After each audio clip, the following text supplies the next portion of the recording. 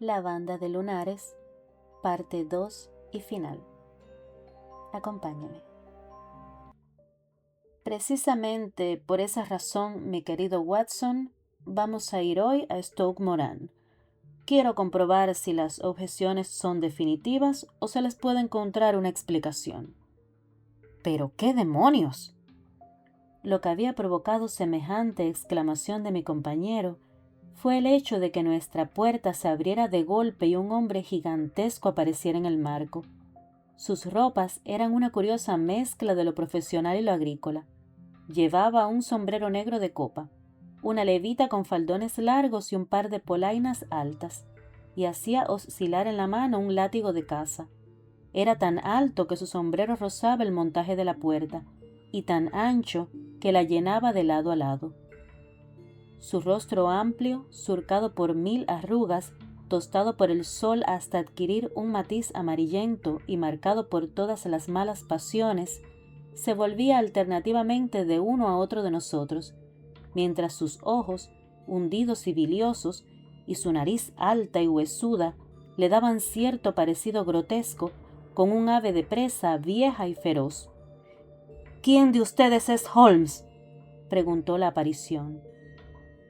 «Ese es mi nombre, señor, pero me lleva usted ventaja», respondió mi compañero muy tranquilo. «Soy el doctor Gransby Roylott, de Stoke Moran». «Ah, ya», dijo Holmes suavemente. «Por favor, tome asiento, doctor». «No me da la gana. Mi hijastra ha estado aquí, la he seguido. ¿Qué le he estado contando?» «Hace algo de frío para esta época del año», dijo Holmes. «¿Qué le ha contado?», gritó el viejo enfurecido.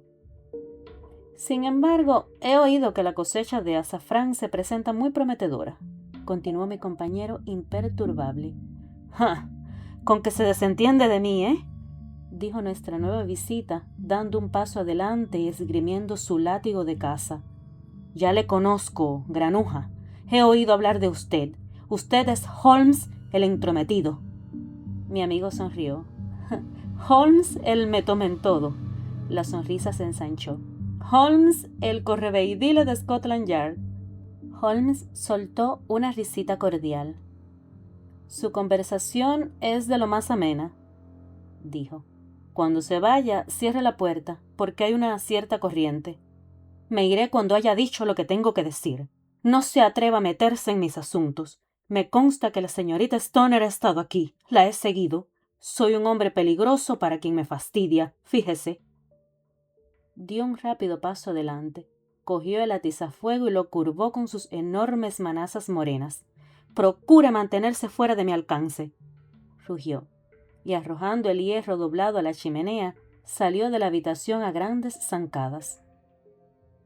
«Parece una persona muy simpática», dijo Holmes echándose a reír. «Yo no tengo su corpulencia, pero si se hubiera quedado, le habría podido demostrar que mis manos no son mucho más débiles que las suyas». Y diciendo esto, recogió el atizador de hierro y con un súbito esfuerzo volvió a enderezarlo. «Pensar que ha tenido la insolencia de confundirme con el cuerpo oficial de policía. No obstante, este incidente añade interés personal a la investigación, y solo espero que nuestra amiga no sufra las consecuencias de su imprudencia al dejar que esa bestia le siguiera los pasos. Y ahora, Watson, pediremos el desayuno y después daré un paseo hasta Doctors' Commons, donde espero obtener algunos datos que nos ayuden en nuestra tarea». Era casi la 1 cuando Sherlock Holmes regresó de su excursión. Traía en la mano una hoja de papel azul, repleta de cifras y anotaciones. «He visto el testamento de la esposa fallecida», dijo. «Para determinar el valor exacto, me he visto obligado a averiguar los precios actuales de las inversiones que en él figuran. La renta total, que en la época en que murió la esposa era casi de 1100 libras, en la actualidad, debido al descenso de los precios agrícolas, no pasa de las 750. En caso de contraer matrimonio, cada hija puede reclamar una renta de 250. Es evidente, por lo tanto, que si las 2 chicas se hubieran casado, este payaso se quedaría 2 velas, y con que solo se casara una, ya notaría un bajón importante. El trabajo de esta mañana no ha sido en vano, ya que ha quedado demostrado que el tipo tiene motivos de los más fuertes para tratar de impedir que tal cosa ocurra. Y ahora, Watson, la cosa es demasiado grave como para andar perdiendo el tiempo, especialmente si tenemos en cuenta que el viejo ya sabe que nos interesamos por sus asuntos. Así que, si está usted dispuesto, llamaremos a un coche para que nos lleve a Waterloo. Le agradecería mucho que se metiera el revólver en el bolsillo. Un LA número 2 es un excelente argumento para tratar con caballeros que pueden hacer nudos con un atizador de hierro. Eso y un cepillo de dientes, creo yo, es todo lo que necesitamos. En Waterloo tuvimos la suerte de coger un tren a Leatherhead y una vez allí alquilamos un coche en la posada de la estación y recorrimos 4 o 5 millas por los encantadores caminos de Surrey. Era un día verdaderamente espléndido, con un sol resplandeciente y unas cuantas nubes algodonosas en el cielo. Los árboles y los setos de los lados empezaban a echar los primeros brotes, y el aire olía agradablemente a tierra mojada. Para mí, al menos, existía un extraño contraste entre la dulce promesa de la primavera y la siniestra intriga en que nos habíamos implicado. Mi compañero iba sentado en la parte delantera, con los brazos cruzados, el sombrero caído sobre los ojos y la barbilla hundida en el pecho, sumido aparentemente en los más profundos pensamientos, pero de pronto se incorporó, me dio un golpecito en el hombro y señaló hacia los prados. «Mira allá», dijo. Un parque con abundantes árboles se extendía en suave pendiente, hasta convertirse en bosque cerrado en su punto más alto. Entre las ramas sobresalían los frontones grises y el alto tejado de una mansión muy antigua. «¿Stoke Moran?», preguntó. «Sí, señor, esa es la casa del doctor Gramsay Roylott», confirmó el cochero. «Veo que están haciendo obras», dijo Holmes. «Es allí donde vamos». «El pueblo está allí», dijo el cochero, señalando un grupo de tejados que se veía a cierta distancia a la izquierda. «Pero si quieren ustedes ir a la casa, les resultará más corto por esa escalerilla de la cerca y luego por el sendero que atraviesa el campo. Allí, por donde está paseando la señora». «Y me imagino que dicha señora es la señorita Stoner», comentó Holmes, haciendo visera con la mano sobre los ojos. «Sí, creo que lo mejor es que hagamos lo que usted dice». Nos apeamos, pagamos el trayecto y el coche regresó traqueteando a Leatherhead. «Me pareció conveniente», dijo Holmes mientras subíamos la escalerilla, «que el cochero creyera que venimos aquí como arquitectos, o para algún otro asunto concreto. Puede que eso evite chismorreos. Buenas tardes, señorita Stoner. Ya ve que hemos cumplido nuestra palabra». Nuestra cliente de por la mañana había corrido a nuestro encuentro con la alegría pintada en el rostro. «Les he estado esperando ansiosamente», exclamó, estrechándonos afectuosamente las manos. «Todo ha salido de maravilla. El doctor Roylott se ha marchado a Londres y no es probable que vuelva hasta el anochecer». «Hemos tenido el placer de conocer al doctor», dijo Holmes, y en pocas palabras le resumió lo ocurrido. La señorita Stoner palideció hasta los labios al oírlo. «¡Cielo santo!», exclamó. «¡Me ha seguido!». «Eso parece». «Es tan astuto que nunca sé cuándo estoy a salvo de él. ¿Qué dirá cuando vuelva?». «Más vale que se cuide, porque puede encontrarse con que alguien más astuto que él le sigue la pista. Usted tiene que protegerse encerrándose con llave esta noche.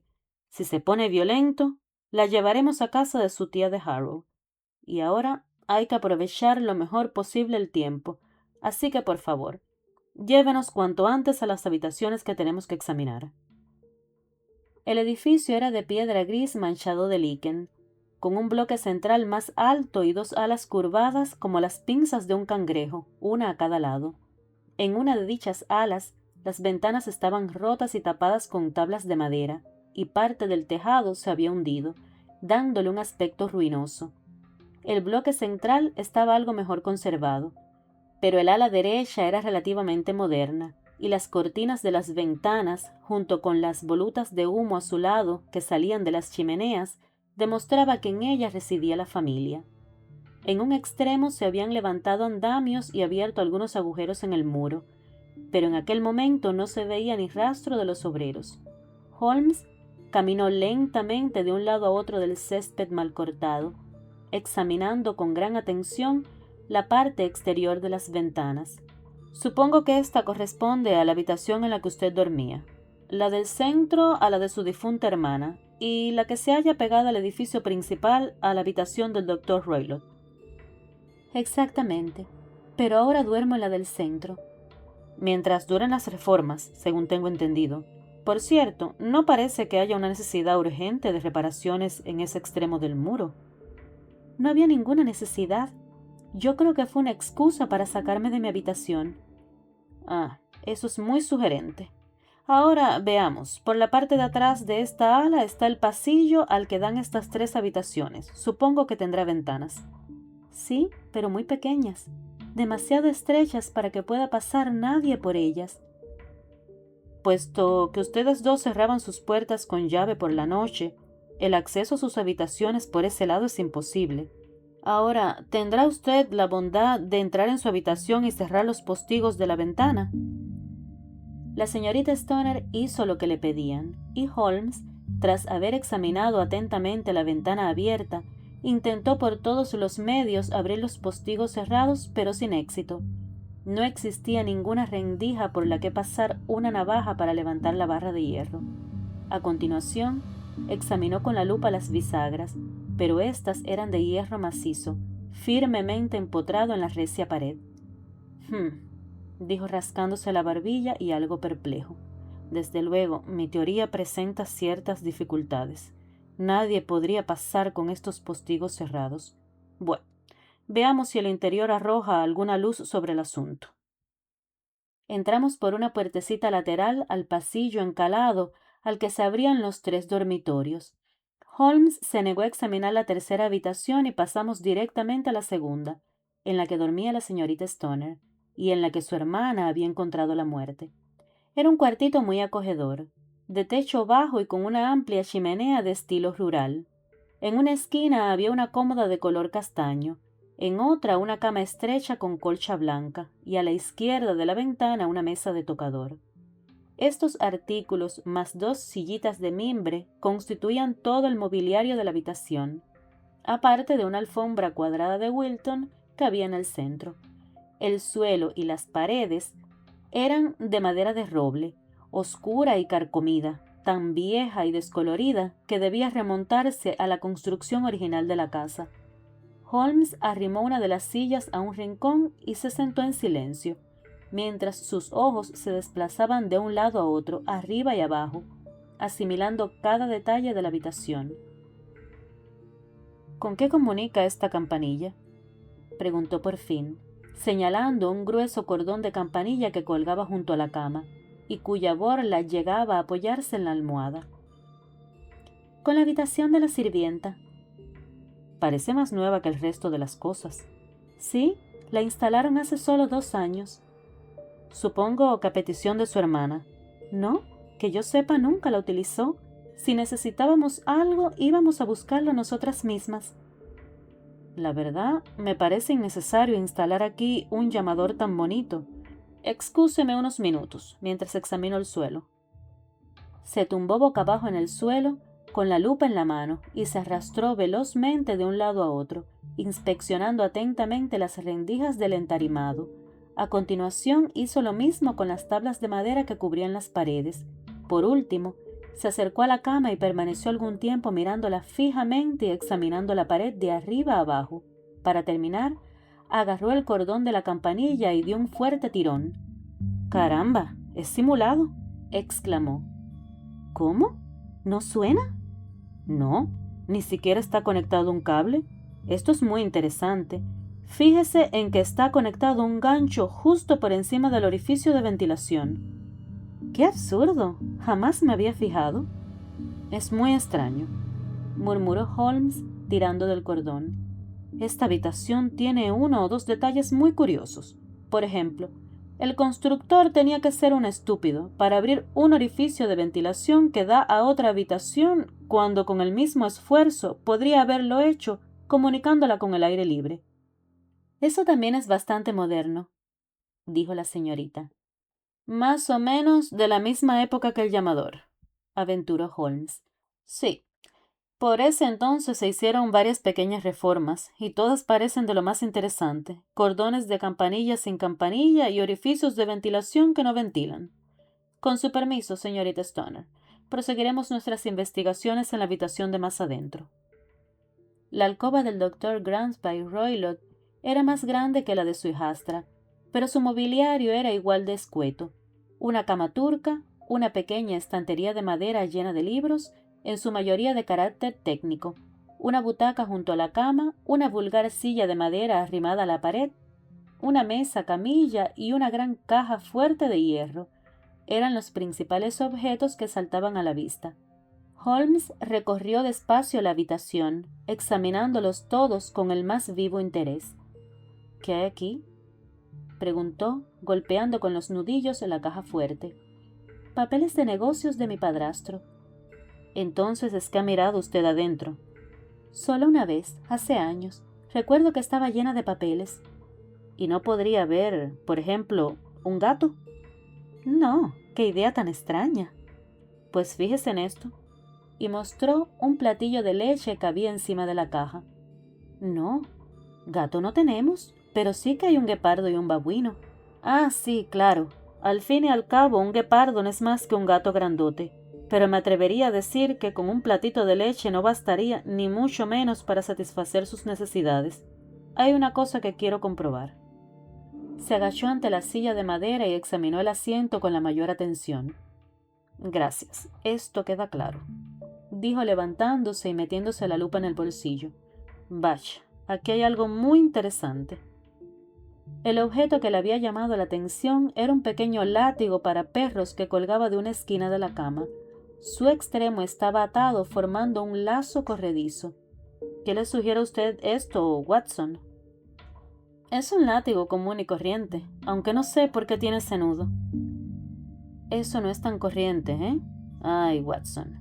Vivimos en un mundo malvado, y cuando un hombre inteligente dedica su talento al crimen, se vuelve aún peor. Creo que ya he visto suficiente, señorita Stoner, y con su permiso daremos un paseo por el jardín. Jamás había visto a mi amigo con un rostro tan sombrío y un ceño tan fruncido como cuando nos retiramos del escenario de la investigación. Habíamos recorrido el jardín varias veces de arriba abajo, sin que ni la señorita Stoner ni yo nos atreviéramos a interrumpir el curso de sus pensamientos, cuando al fin Holmes salió de su ensimismamiento.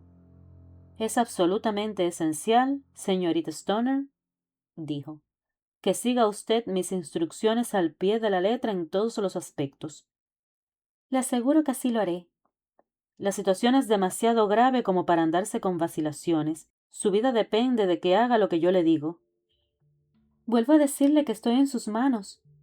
Para empezar, mi amigo y yo tendremos que pasar la noche en su habitación. Tanto la señorita Stoner como yo le miramos asombrados. Sí, es preciso. Deje que le explique. Aquello de allá creo que es la posada del pueblo, ¿no? Sí, el Crown. Muy bien. ¿Se verán desde allí sus ventanas? Desde luego. En cuanto regrese su padrastro, usted se retirará a su habitación pretextando un dolor de cabeza. Y cuando oiga que él también se retira a la suya, tiene usted que abrir la ventana, alzar el cierre, colocar un candil que nos sirva de señal y a continuación trasladarse con todo lo que vaya a necesitar a la habitación que ocupaba antes. Estoy seguro de que a pesar de las reparaciones, podrá arreglárselas para pasar allí una noche. Oh, sí, sin problemas. El resto, déjelo en nuestras manos. Pero, ¿qué van a hacer ustedes? Vamos a pasar la noche en su habitación e investigar la causa de ese sonido que le ha estado molestando. Me parece, señor Holmes, que ya ha llegado usted a una conclusión, dijo la señorita Stoner, posando su mano sobre el brazo de mi compañero. Es posible.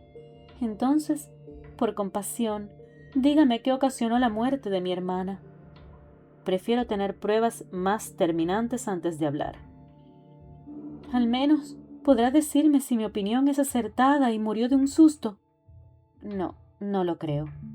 Creo que es probable que existiera una causa más tangible Y ahora, señorita Stoner, tenemos que dejarla, porque si regresara el doctor Roylott y nos viera, nuestro viaje habría sido en vano.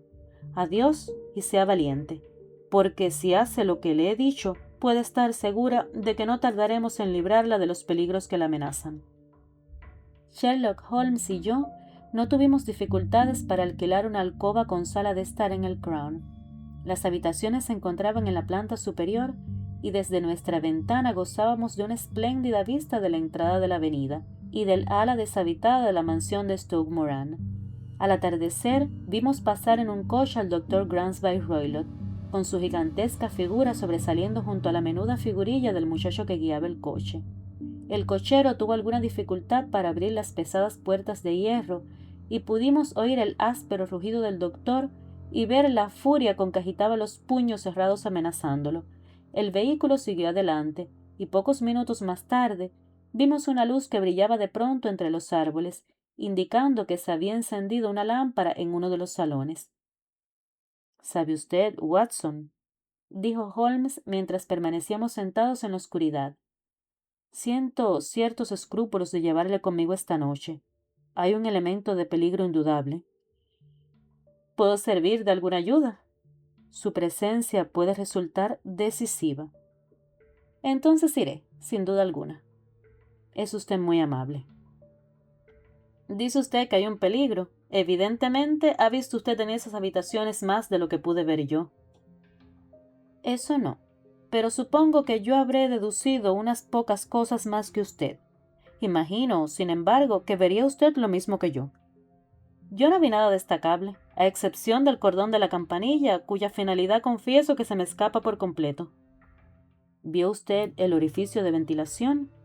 «Sí, pero no me parece que sea tan insólito que exista una pequeña abertura entre dos habitaciones. Era tan pequeña que no podría pasar por ella ni una rata». «Yo sabía que encontraríamos un orificio así antes de venir a Stoke Moran».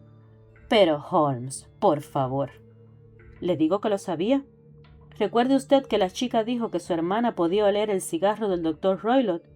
Eso quería decir, sin lugar a dudas, que tenía que existir una comunicación entre las dos habitaciones y tenía que ser pequeña, o alguien se habría fijado en ella durante la investigación judicial. Deduje, pues, que se trataba de un orificio de ventilación». «¿Pero qué tiene eso de malo?». «Bueno, por lo menos existe una curiosa coincidencia de fecha. Se abre un orificio, se instala un cordón y muere una señorita que dormía en la cama. ¿No les resulta llamativo?». «Hasta ahora no veo ninguna relación». «¿No observó usted un detalle muy curioso en la cama?». «No». «Estaba clavada al suelo. ¿Ha visto usted antes alguna cama sujeta de ese modo?». «No puedo decir que sí». «La señorita no podía mover su cama. Tenía que estar siempre en la misma posición con respecto a la abertura y al cordón. Podemos llamarlo así porque evidentemente jamás se pensó en dotarlo de campanilla». «Holmes, creo que empiezo a entrever dónde quiere usted ir a parar», exclamé. «Tenemos el tiempo justo para impedir algún crimen artero y horrible». «De lo más artero y horrible. Cuando un médico se tuerce, es peor que ningún criminal. Tiene sangre fría y tiene conocimientos. Palmer y Pritchard estaban en la cumbre de su profesión. Este hombre aún va más lejos, pero creo, Watson, que podremos llegar más lejos que él. Pero ya tendremos horrores de sobra antes de que termine la noche. Ahora, por amor de Dios, fumemos una pipa en paz y dediquemos el cerebro a ocupaciones más agradables durante unas horas». A eso de las 9 se apagó la luz que brillaba entre los árboles y todo quedó a oscuras en dirección a la mansión. Transcurrieron lentamente 2 horas y de pronto, justo al sonar las 11, se encendió exactamente frente a nosotros una luz aislada y brillante. «Esa es nuestra señal», dijo Holmes, poniéndose en pie de un salto. «Viene de la ventana del centro». Al salir, Holmes intercambió algunas frases con el posadero, explicándole que íbamos a hacer una visita de última hora a un conocido y que era posible que pasáramos la noche en su casa. Un momento después avanzábamos por el oscuro camino, con el viento helado soplándonos en la cara y una lucecita amarilla parpadeando frente a nosotros en medio de las tinieblas para guiarnos en nuestra tétrica incursión. No tuvimos dificultades para entrar en la finca porque la vieja tapia del parque estaba derruida por varios sitios. Nos abrimos camino entre los árboles, llegamos al jardín, lo cruzamos y nos disponíamos a entrar por la ventana cuando de un macizo de laureles salió disparado algo que parecía un niño deforme y repugnante, que se tiró sobre la hierba retorciendo los miembros y luego corrió a toda velocidad por el jardín hasta perderse en la oscuridad. «Dios mío», susurré, «¿ha visto eso?». Por un momento, Holmes se quedó tan sorprendido como yo, y su mano se cerró como una presa sobre mi muñeca. Luego se echó a reír en voz baja y acercó los labios a mi oído. «Es una familia encantadora», murmuró. «Eso era el babuino». Me había olvidado de los extravagantes animalitos de compañía del doctor. Había también un guepardo que podía caer sobre nuestros hombros en cualquier momento. Confieso que me sentí más tranquilo cuando, tras seguir el ejemplo de Holmes y quitarme los zapatos, me encontré dentro de la habitación. Mi compañero cerró los postigos sin hacer ruido. Colocó la lámpara encima de la mesa y recorrió con la mirada la habitación. Todo seguía igual que como lo habíamos visto durante el día. Luego se arrastró hacia mí y, haciendo bocina con la mano, volvió a susurrarme al oído en voz tan baja que a duras penas conseguí entender las palabras. «El más ligero ruido sería fatal para nuestros planes». Asentí para dar a entender que lo había oído.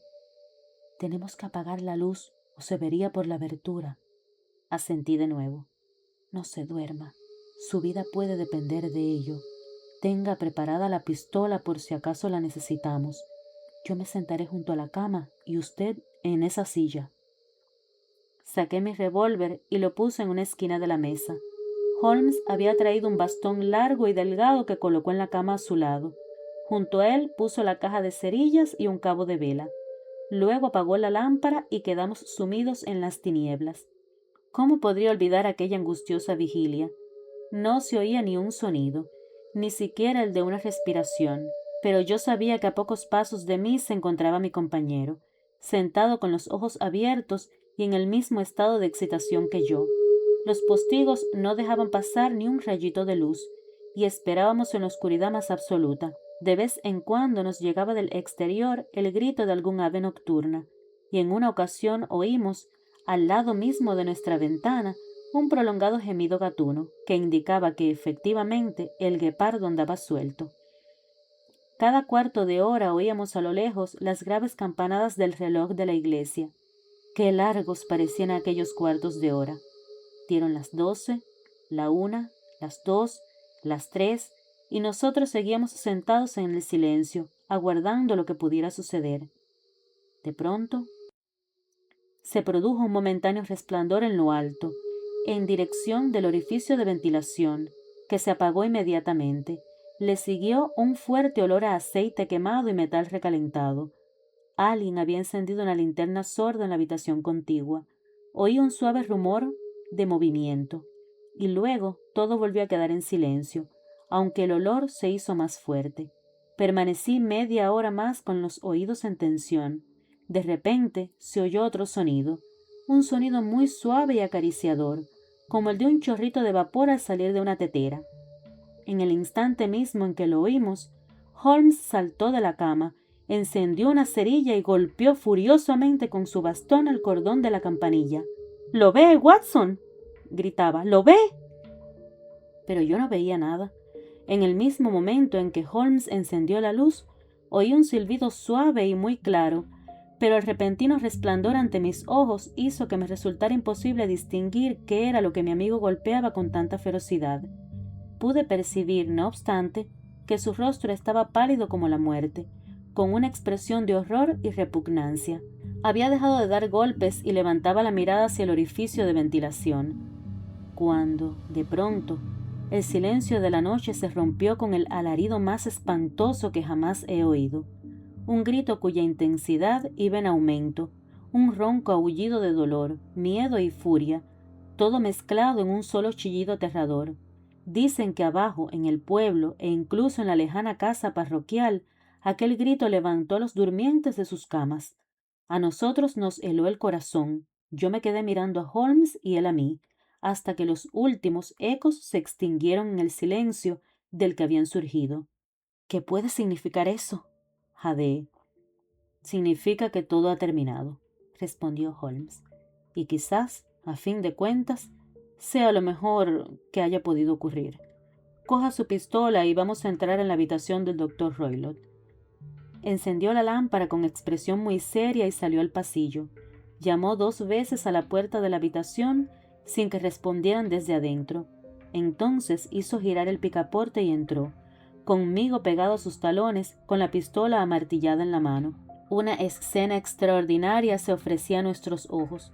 Sobre la mesa había una linterna sorda con la pantalla a medio abrir, arrojando un brillante rayo de luz sobre la caja fuerte, cuya puerta estaba entreabierta. Junto a esta mesa, en la silla de madera, estaba sentado el doctor Gransby Roylott, vestido con una larga bata gris, bajo la cual asomaba sus tobillos desnudos, con los pies enfundados en sus babuchas rojas. Sobre su regazo descansaba el corto mango del largo látigo que habíamos visto el día anterior, el curioso látigo con el lazo en la punta. Tenía la barbilla apuntando hacia arriba y los ojos fijos, con una mirada terriblemente rígida, en una esquina del techo.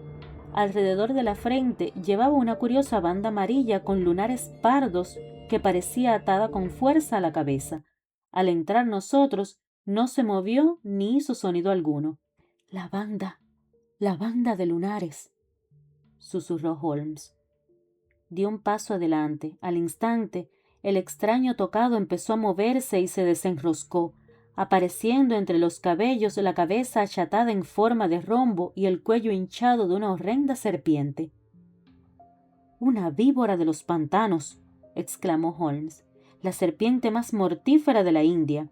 Este hombre ha muerto a los 10 segundos de ser mordido. Qué gran verdad es que la violencia se vuelve contra el violento y que el intrigante acaba por caer en la fosa que cava para otro. Volvamos a encerrar este bicho en su cubil y luego podremos llevar a la señorita Stoner a algún sitio más seguro e informar a la policía del condado lo que ha sucedido». Mientras hablaba, cogió rápidamente el látigo del regazo del muerto, pasó el lazo por el cuello del reptil, lo desprendió de su macabra percha y llevándolo con el brazo bien extendido, lo arrojó a la caja fuerte que cerró a continuación.